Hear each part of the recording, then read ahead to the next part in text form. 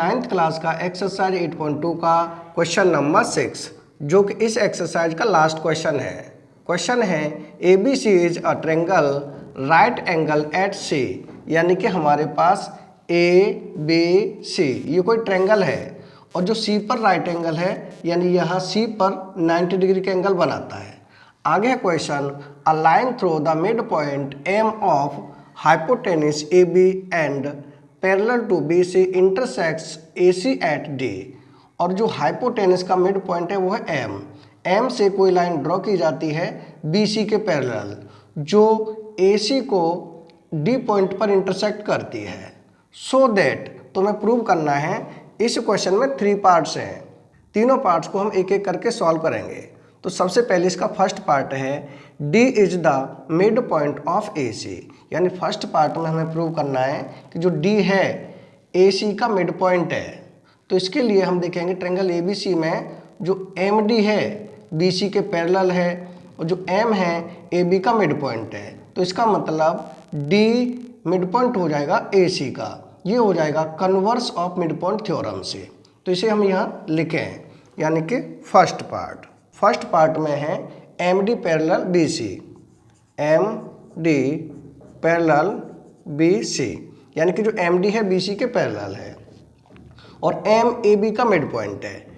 M is the mid point of A B, यानी कि जो एम है ए बी का मिड पॉइंट है। तो by converse of mid point theorem से, तो यहाँ लिखेंगे by converse of mid point theorem, यानी converse of mid point theorem से डी हो जाएगा ए सी का मिड पॉइंट। यहाँ लिखेंगे डी, तो हम लिखेंगे D is the mid point of A C, यानी कि जो डी है ए सी का मिड पॉइंट है। फर्स्ट पार्ट में हमें यही प्रूव करना था। ये हो जाएगा हमारा फर्स्ट पार्ट। अब हम देखेंगे इसका सेकंड पार्ट में है M D perpendicular A C, यानी कि जो एम डी है ए सी पर परपेंडिकुलर है, ये प्रूव करना है। तो इसके लिए या तो हम इस एंगल को 90 डिग्री का एंगल दिखा दें या इसे 90 डिग्री का एंगल दिखा दें। अगर दोनों में से कोई सा एक 90 डिग्री का एंगल दिखा देंगे तो इसका मतलब है कि एम डी परपेंडिकुलर हो जाएगी ए सी पर। तो इसे लिखें हम यहाँ, यानी कि सेकंड पार्ट में हम देखेंगे कि एंगल सी है वो 90 डिग्री का है और ये एंगल दोनों हो जाएंगे को इंटीरियर एंगल। क्यों हो जाएंगे? क्योंकि एम डी और बी सी पैरेलल लाइन है और ए सी हो जाएगी ट्रांसवर्सल। अगर ए सी ट्रांसवर्सल है तो angle M D C plus angle B C D, ये दोनों एंगल हो जाएंगे को इंटीरियर एंगल। तो यहाँ से हम प्रूव कर देंगे कि ये 90 डिग्री का है, क्योंकि ये 90 डिग्री दिया हुआ है। तो इसे हम लिखें एंगल एम डी सी, यानी कि angle M D C plus angle B C D, ये एंगल, यानी ये एंगल और ये एंगल दोनों को इंटीरियर एंगल हैं।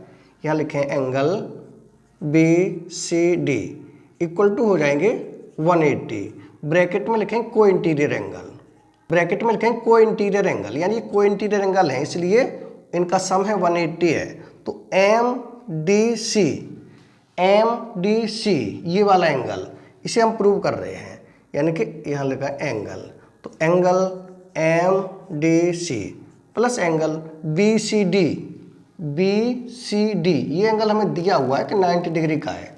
तो यहाँ लिख दें 90 डिग्री इक्वल टू 180, यानी कि angle M D C equal to 180 minus हो जाएगा 90।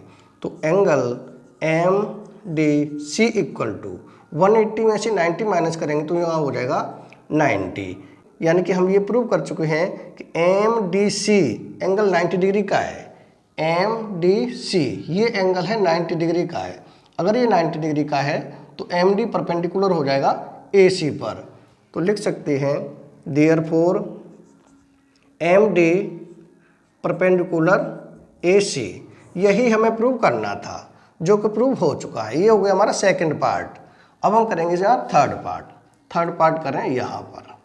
थर्ड पार्ट में हमें प्रूव करना है कि C M equal to M A, यानी कि C M equal to M A. तो सबसे पहले तो हमें सी एम को ज्वाइन करना होगा, तो इसे करें ज्वाइन। सी एम को ज्वाइन करने के बाद हम देखेंगे कि हमें प्रूव करना है C M equal to M A equal to 1/2 A B, यानी कि C M equal to M A, ये प्रूव करें सबसे पहले।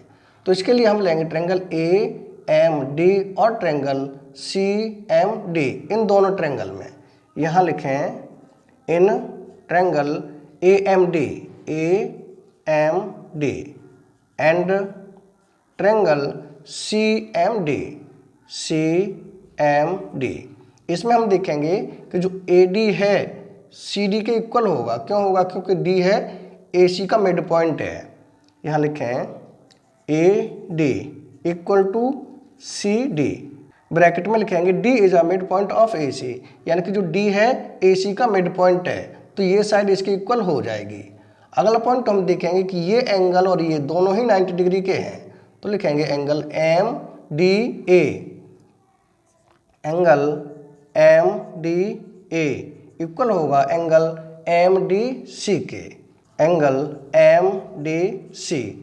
ब्रैकेट में लिखेंगे ईच 90 डिग्री, यानी कि दोनों ही 90 डिग्री के हैं। तीसरा पॉइंट देखेंगे जो एम डी है दोनों में है, यानी कि कॉमन है, तो लिखें M D equal to M D, bracket में लिखेंगे कॉमन, ये हो जाएगी कॉमन। अब हम दोनों ट्रायंगल में 3 पार्ट इक्वल दिखा चुके हैं, इसका मतलब दोनों ट्रायंगल हो जाएंगे कॉन्ग्रुएंट, यानी कि triangle A M D congruent होगा ट्रायंगल सी एम डी। कौन से रूल से हो जाएंगे? साइड है, एंगल है, साइड है, तो ब्रैकेट में लिखेंगे भाई साइड एंगल साइड, यानी साइड एंगल साइड से ये दोनों ट्रायंगल हो जाएंगे कॉन्ग्रुएंट। अगर दोनों ट्रायंगल कॉन्ग्रुएंट हैं तो इसका मतलब हो जाएगा C M equal to M A by C P C T. लिख सकते हैं C M equal to M A, bracket में लिखेंगे भाई सी पी सी टी। इसे हम माने इक्वेशन फर्स्ट। हमें प्रूव करना है कि C M equal to M A, तो हम कर चुके हैं C M equal to M A. आगे प्रूव करना है कि 1/2 ए बी, 1/2 ए बी, तो उसके लिए हम देखेंगे जो m है ए बी का मिड पॉइंट है, तो इसका मतलब है एम ए इक्वल टू हो जाएगा 1/2 ए बी। तो यहाँ लिख दें सीधा M A equal to 1/2 A B. इसे हम माने इक्वेशन सेकेंड। अब हम देखेंगे फर्स्ट और सेकंड इक्वेशन से। तो फर्स्ट इक्वेशन में है जो एम ए है सी एम के इक्वल है, और सेकंड इक्वेशन में एम ए है 1/2 ए बी के इक्वल है। तो इसका मतलब फर्स्ट और सेकंड इक्वेशन से हम लिख सकते हैं, हम लिखेंगे from first and second, first और सेकंड इक्वेशन से। तो इससे हम लिख सकते हैं C M equal to M A, यानी कि C M equal to M A, ये हो जाएगा C M equal to M A equal to हो जाएगा 1/2 ए बी, 1/2 ए बी। यही हमें प्रूव करना था थर्ड पार्ट में, जो कि प्रूव हो चुका है, यानी क्वेश्चन नंबर 6 कंप्लीट हो चुका है।